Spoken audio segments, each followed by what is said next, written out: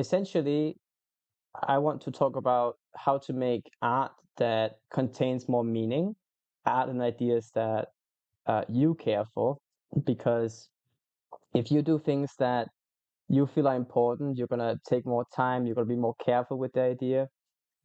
And I think you do have important things to share because, what you think is ordinary and you kind of like think is, normal is usually quite unexpected, even to people who are even like remote strangers to you, like even like people in your own town, they have different life experiences than you.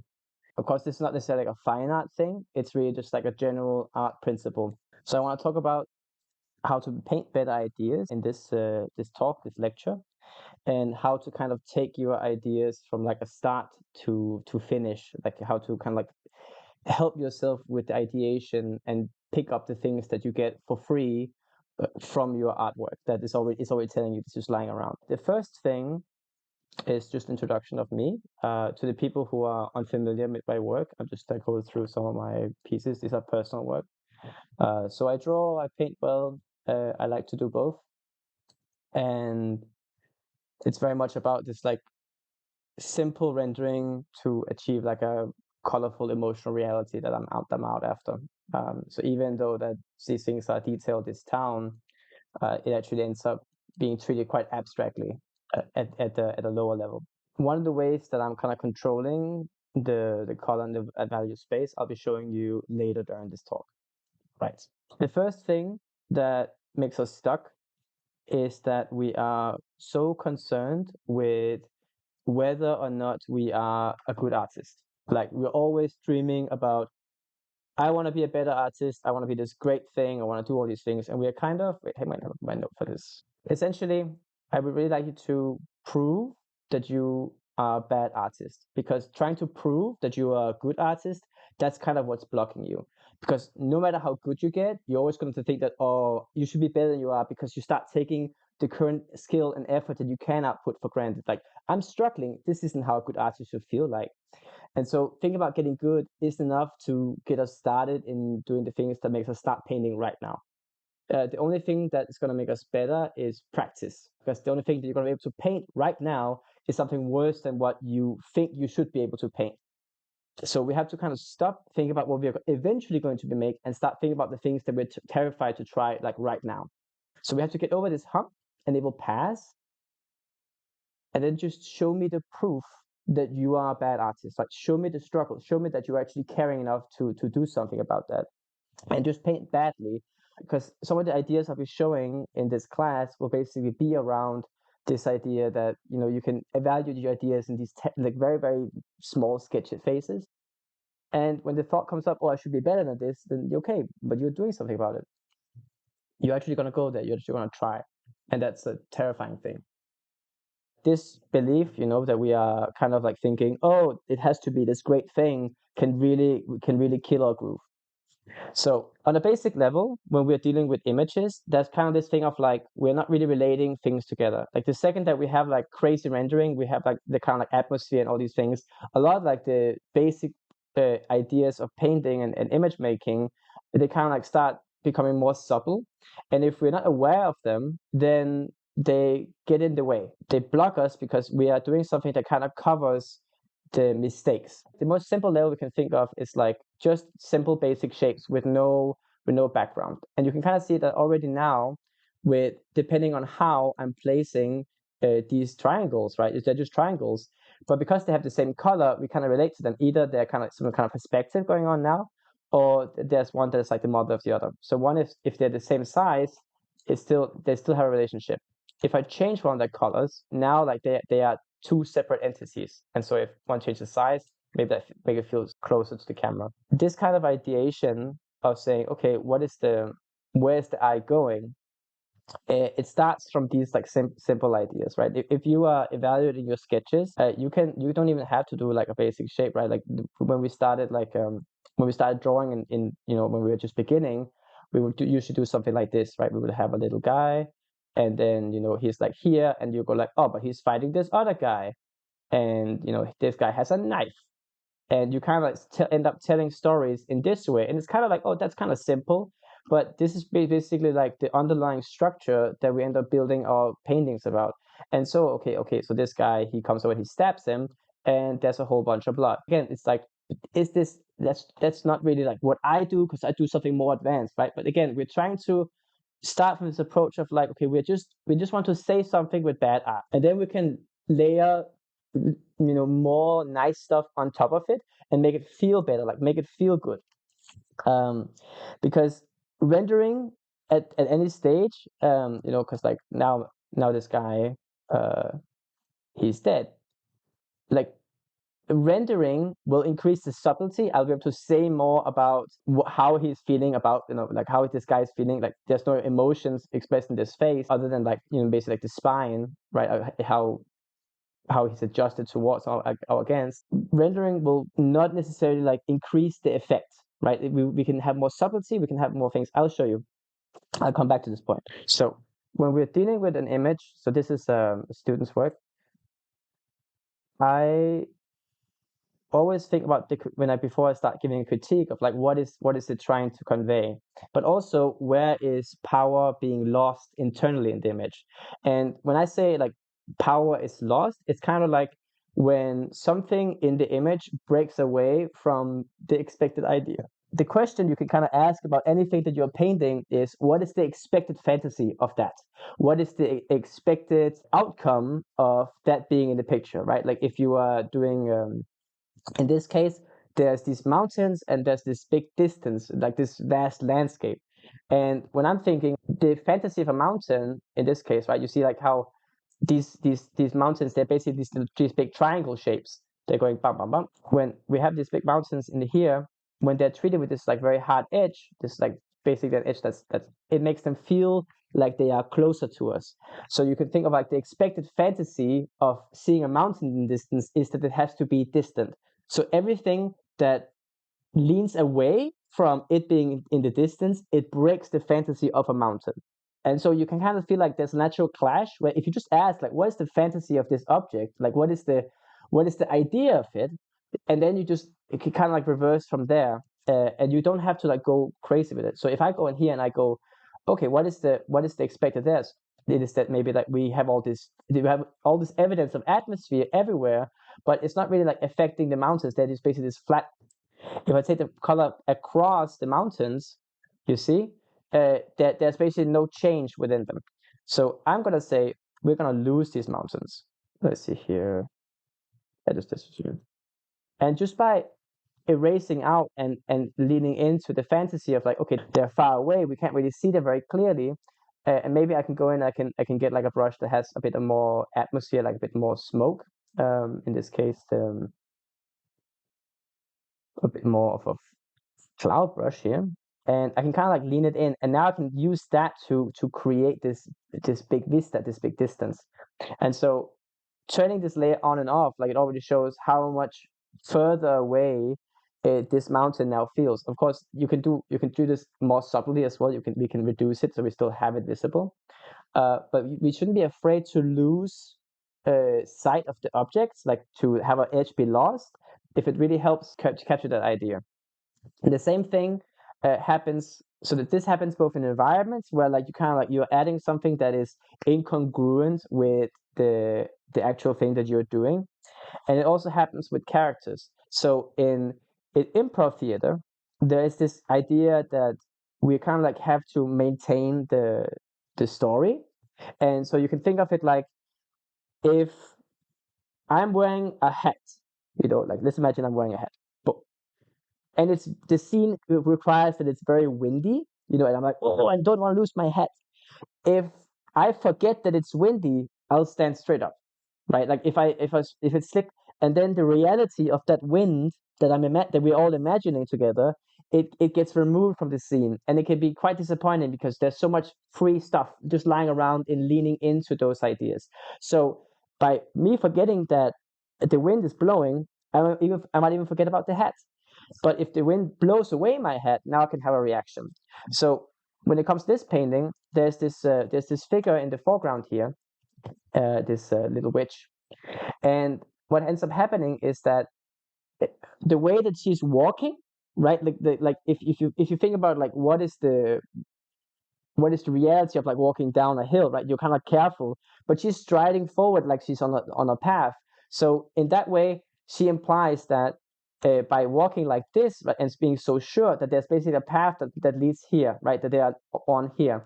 But when we're looking at this stone, everything else suggests to us that this is a really like uneven terrain. And so what I would do is just to adjust her posing. Like we don't even have to adjust the drawing very much, but we need to adjust the leg because it goes against this idea of her capturing the balance, her doing these things to get in, to really get a sense of herself. And it can be like this, kind of like just a bit closer, like she's kind of like taking small steps down.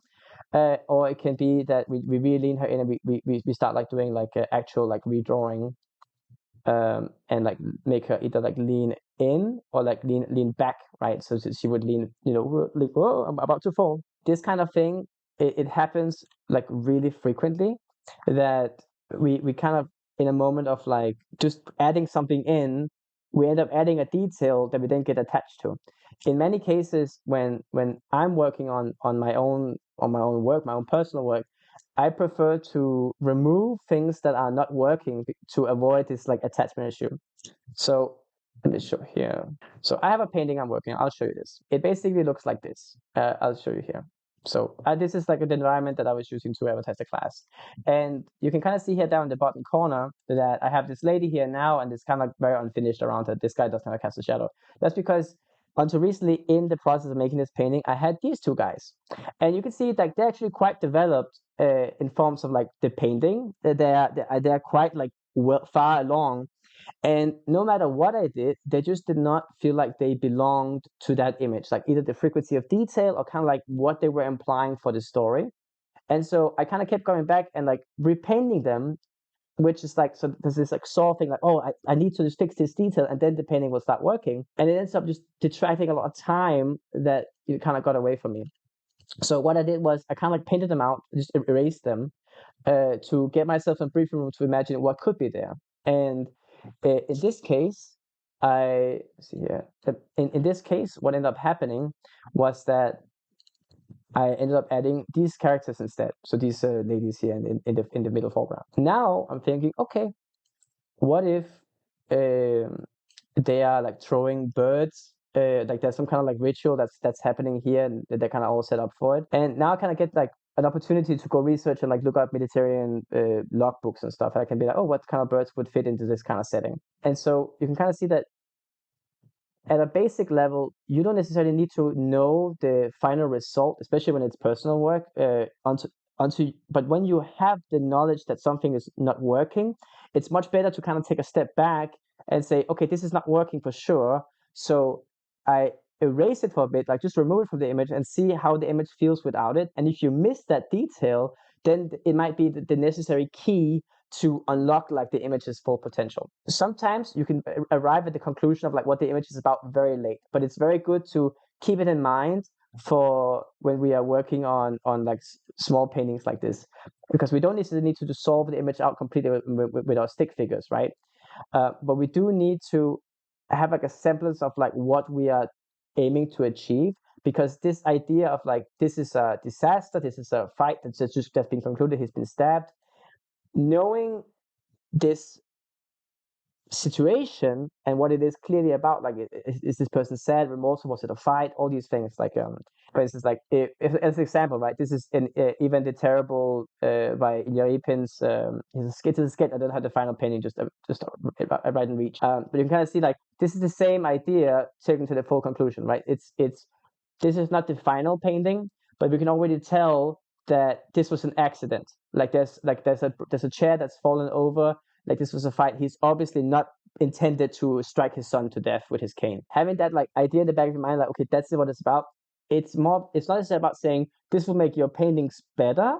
Rather, it has a lot more to do with this idea of making your images have like a filter that they're searching for. Because you can, if I know that I want like this feeling of like a remorseful, sad parent who killed his own son in like a fit of rage, and I want this feeling of like his loneliness and his despair, you can kind of see already like how his world is darkening just by how that he has chosen to paint his surroundings, right?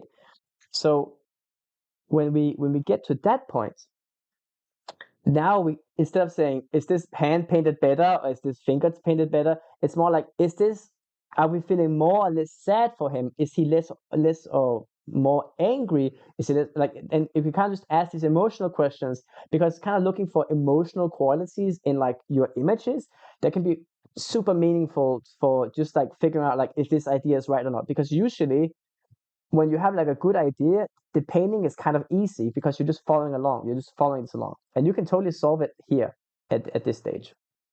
All right, so that was the demo here. Okay, so now let's talk about the drawing and how to kind of like approach doing a bit more drawing stuff to get a better sense of like your own images.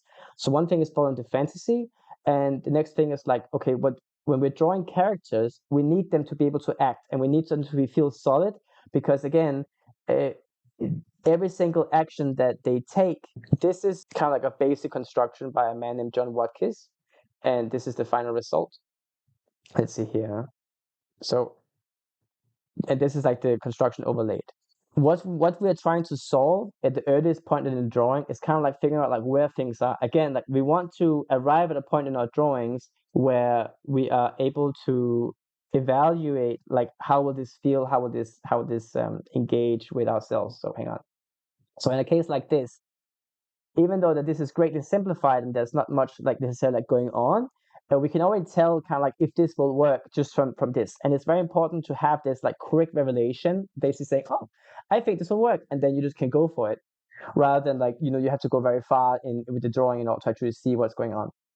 But that's like the power of like gesture drawing. Like we have like an example like this from the Tom and Jerry like animation manual, right? Where you have this basically like when we're drawing, because we're dealing with pictures, we need to be much more clear. So if the acting over here is kind of like going everywhere, then it can be very difficult to tell where this power is. And of course, they are doing an animated cartoon, so they can kind of exaggerate it even further. But this is a very clear idea, right? The same thing, like this let's see, yes, this drawing that they did on the right is just this, right? There's a punch coming in here. You can see already now that already this can give you an idea of like how does that feel. So we're looking for making things that are tight in how the gesture all comes together and how it supports itself. But how do you even manage to really understand like, okay, like what lines are important, especially if you're in a learning process. So I like Alex Toth here, and what I like about his work is that it's both stylized, but it's also super accurate. There's a lot of like really nice things and decisions that he's making here in these poses that, you know, gives this sense of like, that's tight. And compared to some of these much more tight drawings, it's easier to see what's happening in a more simple image. Let's take this drawing. The first thing that comes to mind when we're looking at like very nice drawings is that they kind of have this like effortless feeling, where you go, this is, why did he make these choices? And one thing that we need to do very quickly when we are working is if we're learning from another artist's style or not something we admire, is to kind of figure out like not just to copy the drawings, but actually figure out like why are they structured the way they are. And in the case of like something like Alex Toth, you know, like let me see here. Can I get this guy separate? One thing we can see is that he's getting a lot of things for free by just having the knowledge of anatomy that he has. So in the case of the shoulder, because the arm, brachyradiatus coming in here, like there's a lot of like very nice like choices he's doing. And it really starts from this. He has probably made a line in the sketch that kind of defines where the elbow, right, where the elbow is and where the wrist is. We get kind of daunted by, you know, learning anatomy because, oh, there's just so many. But what we're really looking for is like, where are the muscles overlapping and where is the bones? Because essentially a muscle is attached like this, you know, it has an origin. Let's call that O. and it has an insertion. That's called an I, right? I for insertion. And it kind of runs like this along. Now, in the middle, there's this, the bulging factor, which makes the muscles look huge when we work them out. But this muscle is basically bound to the ligaments that go to the insertion and go to the origin. It cannot become longer or shorter. So if it gets smaller, it will just become more deflated. And if it's bigger, right, it will still have the same length requirement because it's attached to actual points on the bone. So when we're studying anatomy, one thing that becomes very apparent is like if we can understand like where these muscles they are, then they solve themselves and they give a lot of like just quick things that we can add to our image when we're drawing for free. Once we have like these two lines, which to define the wrist and the elbow. So what do I mean? Each muscle can only go in one direction, right? It can only go, like it can only pull towards itself. This only goes, ah! And so what happens is that we need a muscle on every side, right? So if we imagine that this was like a stand-in for the bicep and it's going in on the ulna here, then we need to also have an opposite, which would be the tricep in this case, right? Which is over here. And so we're basically saying that each muscle makes a movement. So when you are moving something, that side gets bigger. And it's still limited to the edge of the anatomy here. Once we have the bone position, then it becomes a simple matter of saying, okay, where do these things attach and where do they make sense to attach? So in case of the bicep, right, we have the bulging bicep because he's flexing, and then we have the tricep coming in from below. And now there's a bunch of like small mechanics of like how these things are overlapping. This is something that you do need to study. But just knowing like where these things approximately are can really show you so much stuff. And it's such a vivid way to really add a lot more detail to your drawing. So once we have that going on, that knowledge, then we can see how other people are using it. So in the case of someone like Alex Stott, who is doing something more stylized, like with his anatomy like this, what we really want to get at is this. We want to look at what is he drawing, right? What are the choices he's making that like make the drawing function so well? And also, what is he omitting? Like he needs to make the drawing feel nice. So every line he adds has to count for something. So you can kind of go, okay, well, this line would go something like that, and just like kind of drawing it out and seeing like, okay, where would these lines actually go if they were completed, and seeing like, okay, that kind of cuts off the shape that feels like very open and nice here. And they go, okay, so that's why he left it out. He didn't want this muscle to be so detailed. He's also doing this thing with the pec that is like going all the way out in a really cool way. Like he's super broad. And you can also examine the opposite, where you go, okay, what if that is not there, right? What if it is invisible? So if I remove this part of the shoulder and we zoom out, we can immediately see how, again, like, so this is like a small drawing thing. I just basically introduced a mistake to this drawing, and what ends up happening is that now the shoulder has no actual end. So it becomes very difficult for us to decipher where is the shoulder actually placed on his body. Now it feels like way wide out, like it's like kind of like being distorted. And that's because we're starting to read a different drawing altogether, because we don't get this cue from these two lines. And you can also examine things by saying, okay, like, I mean, for instance, like this line might not be the correct one, like, because this muscle, the brachioradialis, it kind of goes over the bicep. But if we do it like that, we can kind of see, okay, that actually feels off. And so you can say, okay, so he didn't go for necessarily like the most accurate representation, because he wanted a certain vibe, a certain feel to the drawing. And this can be really helpful to understand and learn from and know, just by examining the drawings that you love. Like you can just erase and add to them and figure out like, what does that change about the drawing that maybe improves it or leaves it worse. And it's good to do this on other people's work, because you are so attached to the things you just spent 20 minutes doing, right?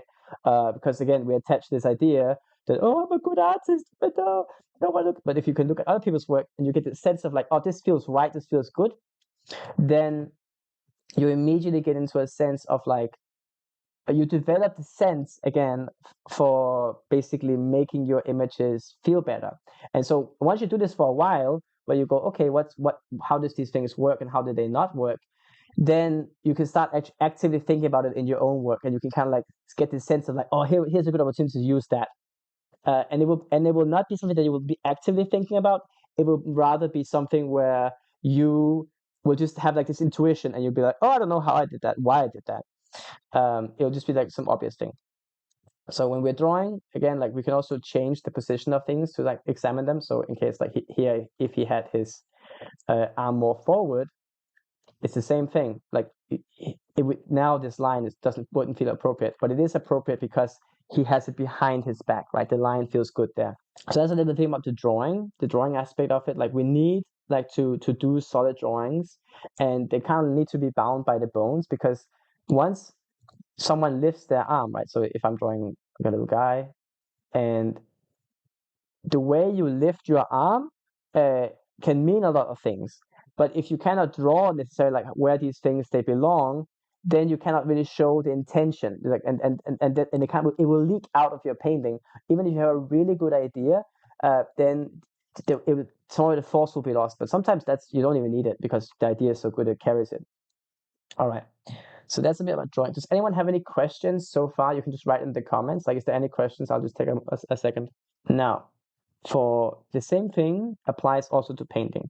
So we talked before about this idea of wanting to have like a better fantasy about things. But another thing is just like, how do we actually arrange paintings at the very end where like it feels like nice and it feels like good to make these things happen. So let's see here. The first thing when we are dealing with like painting any object or anything, is kind of like to figure out like how is these things built, how are they made, and just knowing a little bit more about them.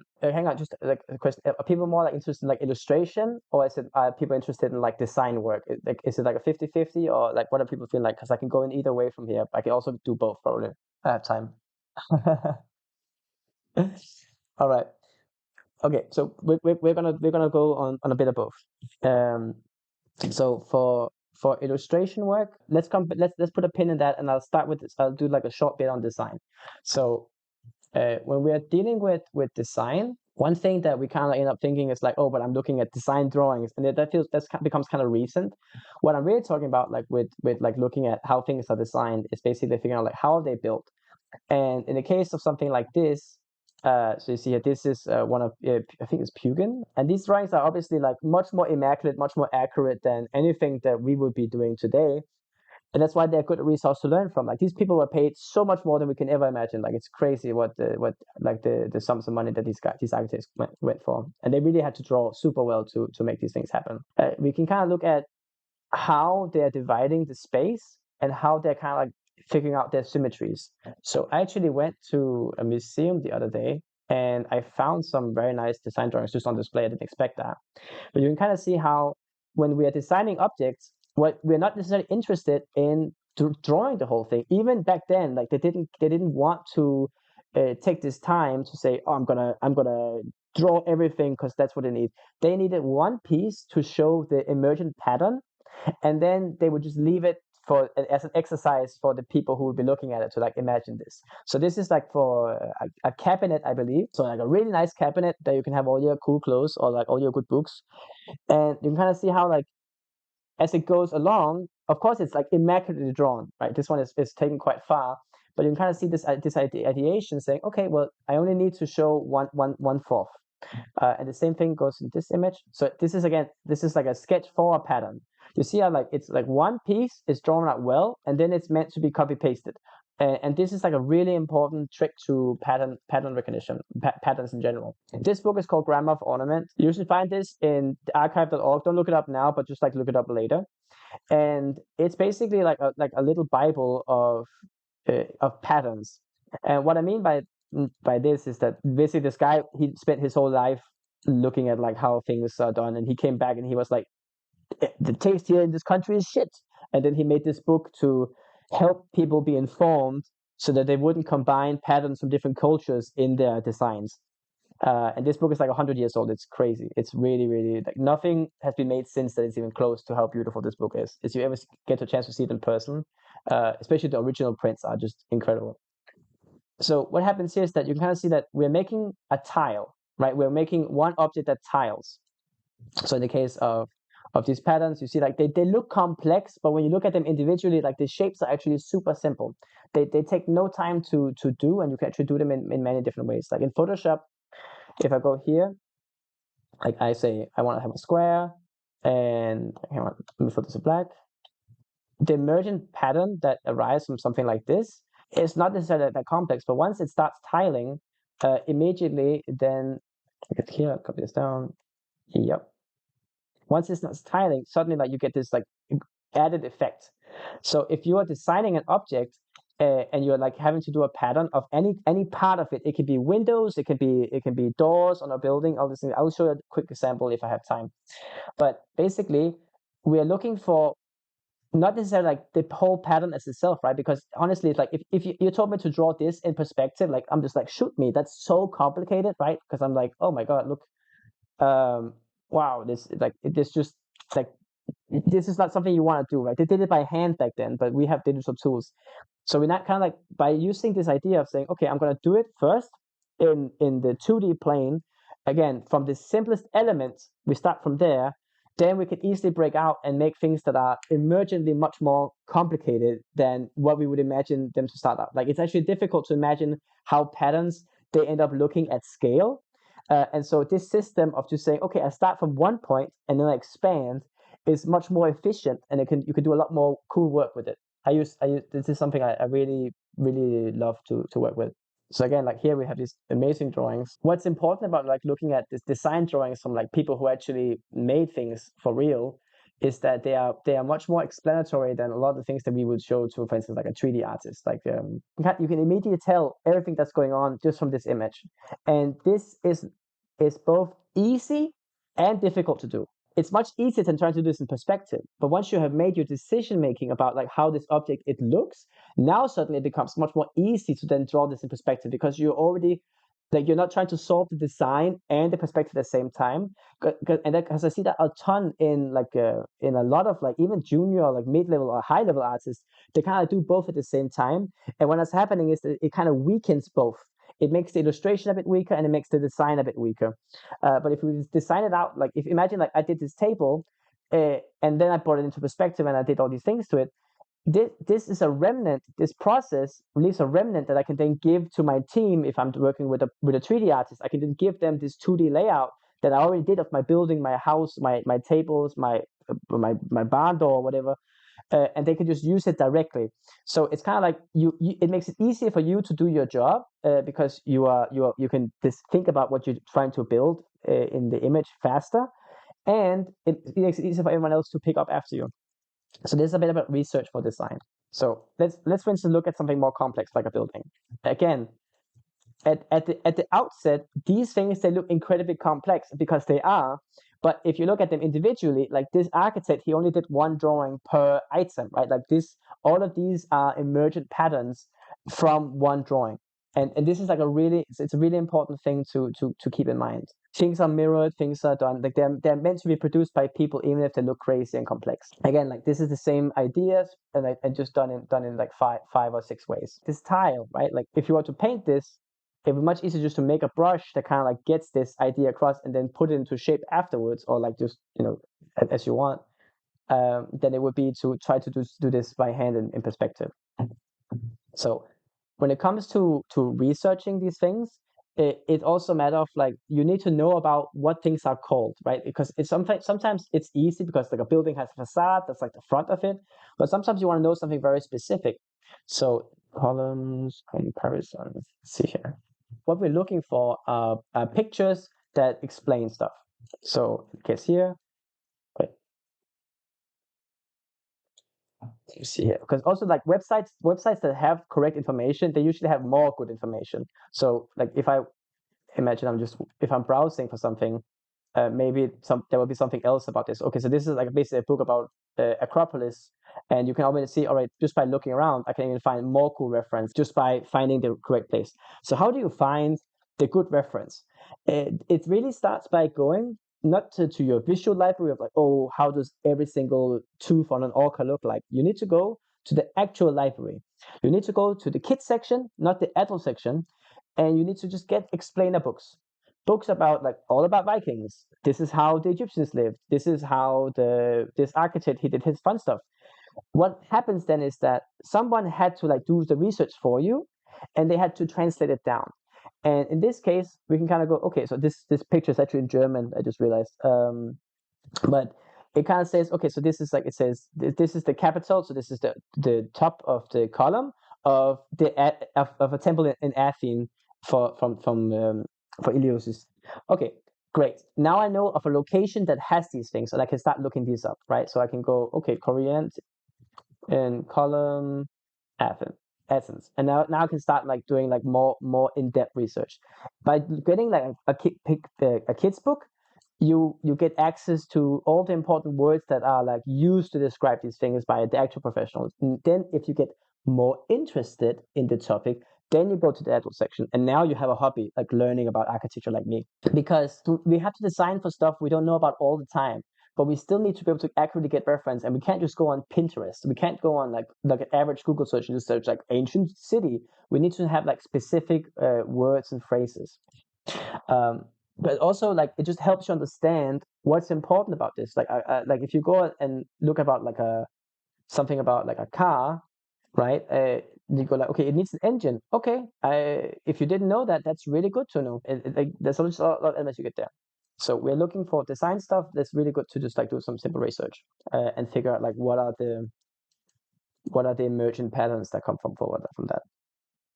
And emergent patterns, they can be from anything, right? So if I say, instance, like there's this transform tool called again in Photoshop, and if I just go wait here, right, and I say again, now you see like even something simple like that line that I just used as an action example, by repeating it, like there's a pattern that comes up that is not predictable by just looking at the imminent part. Okay, so let's talk about illustration, and then I will stop for today. We can have a little questions and stuff. For illustration work, for painting work, and like how to kind of like get a better sense of artwork. I mean, I'm using this a lot in my classes and my personal mentorship teachings, but it's basically this painting. When paintings are really good, like when they are really firing, it's super difficult to actually really see how how they are structured, how they're doing the things that they are doing, because they're so finely tuned, like everything is so tightly controlled that it basically becomes impossible to really see like, okay, what's going on. Even if you did like a very tight, like we do like a whole rendering, we do all these things, we render them out. Like if you just copy the surface, you won't really get much information out of it. So I want to know how did John Singer Sargent make up this painting? How did he do what he did? And again, this is digital files, so we can actually just manipulate them. We can really see, and we can learn from it, not by necessarily copying and like rendering out and doing a whole painting, but just by breaking the balance. We start by just breaking the balance. So we need, the fantasy of this place is that we have this big rail in the background that really shows this separation from the forest behind. And it's been broken up in several places. It's broken up here, and it's been broken up right behind this guy. And one thing that we can kind of look at is that he is obviously like a main focal point along with her. Like they have a unique color, they have unique contrast. He's much more bright, and they have all this. They have this red directly against his black collar. Like there's a lot of things that are like making us go, okay, look at this guy. But one thing that kind of like helps get this space behind him is the fact that there is space behind him. This tree actually acts as a sort of fog, like a sort of cloud. And now if I now zoom out, right? If I zoom out from this man and I leave that line in there, that stinking line, it explains the rail behind him, and it's a continuation of this stuff, but it kind of brings it so close because again the value is so close, because that was his control, right? He wanted you to look there, and he didn't want to have a big change because the value is so close and the color is so close. They look like they're the same object. They kind of like merge, and that's a real problem. Like because now that background that which is previously so far away, now it's like right in our face, like it comes right across, and so a lot of the movement of the image is kind of buried, and so that's like a really good way to just like learn from your favorite painters, is just to go, okay, what are they actually trying to do, and you just make a guess and you try it out, because like when you're looking at your own work, we're always kind of constantly trying to balance it and make it like, oh, that does that feel good, does that feel good, but we don't necessarily have experience at like the final stage of the image to really have a sense of, okay, I'm going in this direction. And the way to get this experience is by essentially either by copying other people's work or playing with it. It's very sincere enjoyment of paintings that you love to sit down and just figure out like, how does it feel so good like it does. In this case, there's so many elements to this painting. Like I've literally talked with I think multiple students at this point. So this painting in particular, like I probably talked about it, like and opened up and looked at all these things for multiple hours, and I still find things that he's done that like add interest, that add visual coolness. When we are looking at the paintings we like, we go, okay, what is the image about? Like it's this stroll, this evening party, and then we go, okay, and how did he make it feel like that? That's like the important key. There's so much control that every little thing breaks the balance. So if I add a guy here, and put him in front, now suddenly like the balance, it shifts back behind. And so kind of like knowing how to control this balance of the image is a super important feature in your tool set. And doing this on your own paintings can feel very daunting because you're so attached to the final result. But doing it on other people, well, like that you're never gonna show this to anyone, you're never gonna like actually interact and tell anyone, then you can really like play around and see like how these different things work. So now that when you're working on a painting, you can say, oh, but I want to guide the eye here where the action is. In the same way, what I did here with this painting is that I don't necessarily want us to look at the far background. I want to look at the figures, but these sharp edges, they made me go, oh, this is really close. There's something like kind of wrong here. By moving them out, now suddenly, like even without changing anything else about the drawing, the space goes backwards, and we get a much better sense of this like epic landscape that she's making. That's like a really important piece of like how to study for images, because if you could just keep in mind like what is the story that you're trying to tell, then the image will kind of guide you. But you need to be able to listen for it. There's a lot of like free stuff available. So the question was, would you recommend doing master studies as in repainting pieces, or would it be more beneficial to manipulate these paintings and play around with them like you showed? Like if you sit down and commit to like doing like a real master study, when we're manipulating the images and we're kind of figuring out like, okay, how are these things working? Like you can already look at this and be like, this cannon is pointing at this house. If I remove the house, and I kind of like make it like that, it still has this impact, right? There's still this like very like clear direction and power of this cannon towards something, but there's no payoff, right? There's no like, oh, that's kind of like, because here, like I see this house and I'm kind of seeing like this danger, like it's like this guy, there's a clear implication of the threat of this item. In that case, just manipulating might be fine, like just to figure out like, does that cheapen the image? Like what happens then? And like how does that work? When you're doing master studies, it really depends on like what your goal is and like how complicated you make them. So sometimes, like there's so much like subtlety going on that it's really nice just to go through the exercise of actually painting, and you don't necessarily need to go and do the whole thing. Like you can just take a portion and paint these kinds of parts, like for instance, like how this skin stands out against the background. It has a lot to do with like how the background also interacts with her. So sometimes you say, okay, you don't want to necessarily do the whole thing, and maybe what you want to do is you just kind of like want to see what it feels like. So here I'm just like kind of like doing a little doodle. I'm really a believer in making your studying process as straightforward and as immediate as you possibly can. Like if you want to learn a certain part, like if you just want to get the sense of color and you just want to like practice that part, because ultimately, like we're not really showing people our studies, right? We just show the evidence that we did study, right? We are showing the evidence that once we were a bad artist, or we're still a bad artist, and we're practicing and learning, right?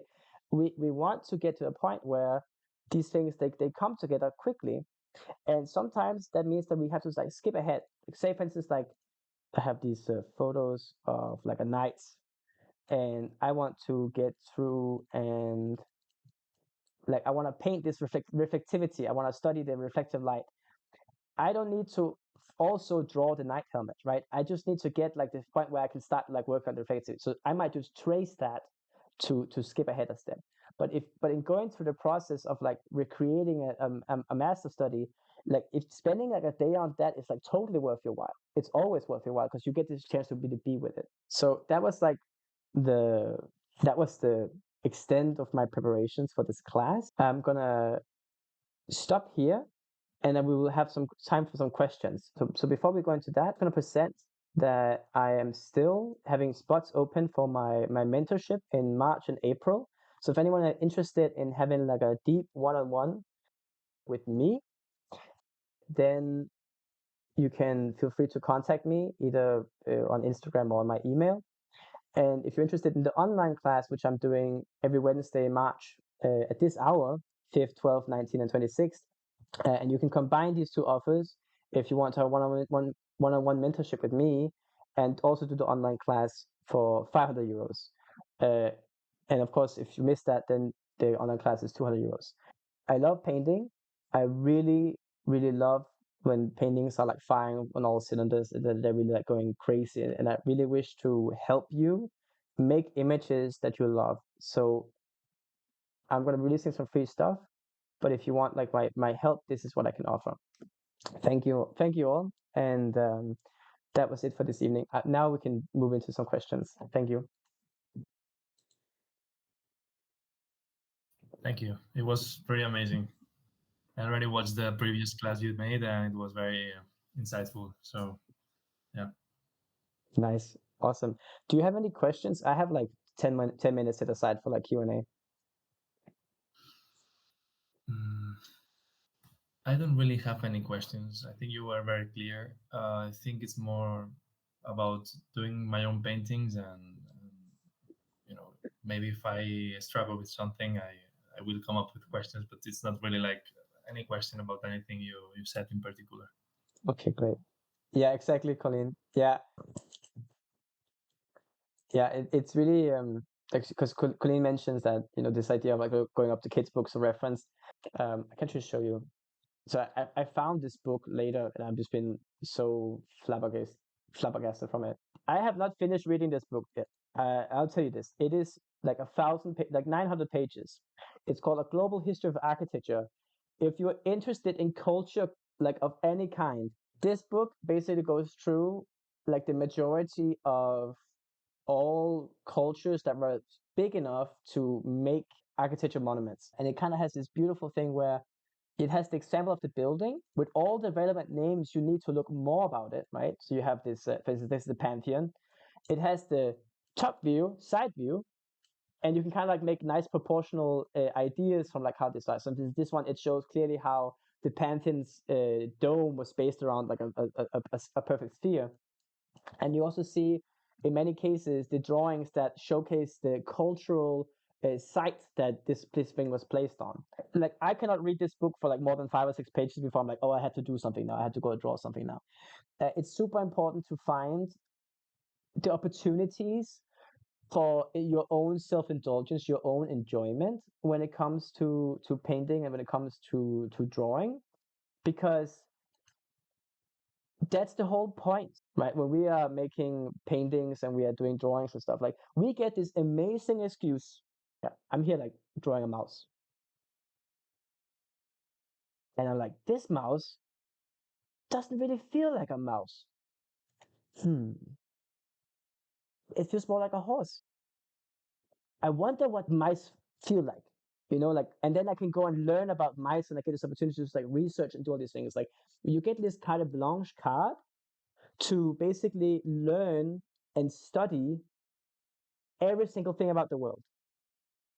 And that's to me, that's like the biggest uh, reason why I love doing it. Like I can spend like a whole day reading books and feel like I've got something I could use.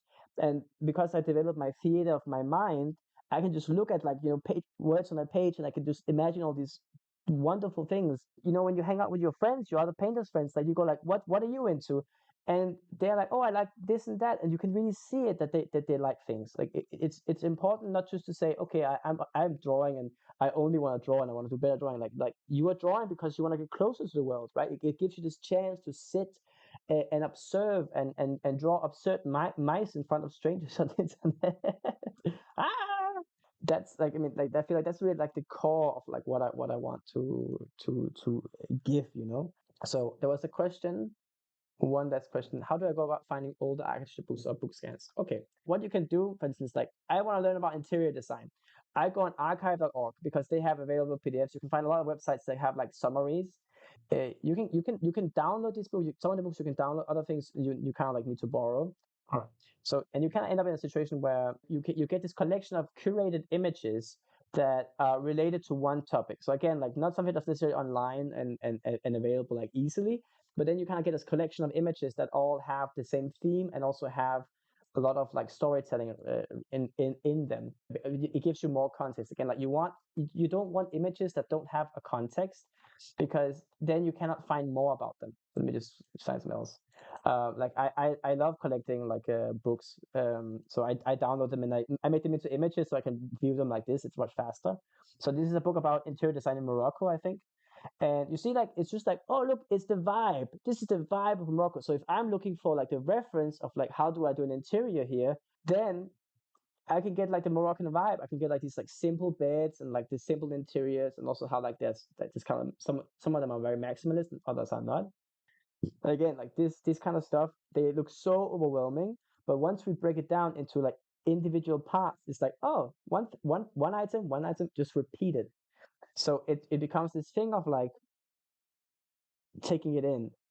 So again, when we're looking at any reference, right, instead of being like, oh my God, there's so much, we look at like, okay, what are the individual parts that an image like that is built from? Like, what is the wait? Oh, it's too close, a bit too close. Like, this is a honeycomb pattern, right? This is the pattern. Here we have here we have these flowers, or like it looks like a bird flapping its wings, kind of. Um, and once we have them, you see, like now we can easily go in and we can make these emergent patterns come up, and they just appear like out of nowhere. Once you can kind of like study that for a bit, then you can actually start painting these yourself really quickly, and then all your paintings will feel like real places. Because if you're trying to do these patterns again, if you're trying to paint them while you're doing the perspective, then you have to do so many things with the symmetry, and it just becomes too much. You can make it much easier for yourself to make your paintings by following along with what the ideas are, by following the fantasy that's going on, right? That kind of like makes it come together. You can look at your favorite paintings and say, what are the ideas that they're putting on display, and really like try to imagine how did they achieve that. You don't have to have an accurate answer. You just need to have your own opinion. That's enough to help you guide yourself to go anywhere you want. Again, I'm doing a mentorship. If you're interested in learning directly from me, like this, but just for you for 1 hour, I do it for 400 euros for 4 sessions. It's very affordable. I still have spots left in March and April. I hope you all had a good time tonight. I certainly had a good time. This went much smoother than I expected. Really happy with how it turned out. And I hope to see you in class, or I hope to see you around. So thank you all for sharing with me your time. I really appreciate it. I think having the opportunity to go in depth and talk about art is like one of my favorite things. So thank you all for giving me the opportunity to sit down and be like, how can I help these dudes? Oh, all right. Thank you all. Thank you so much. And I will leave the call, and yeah, cheers, man.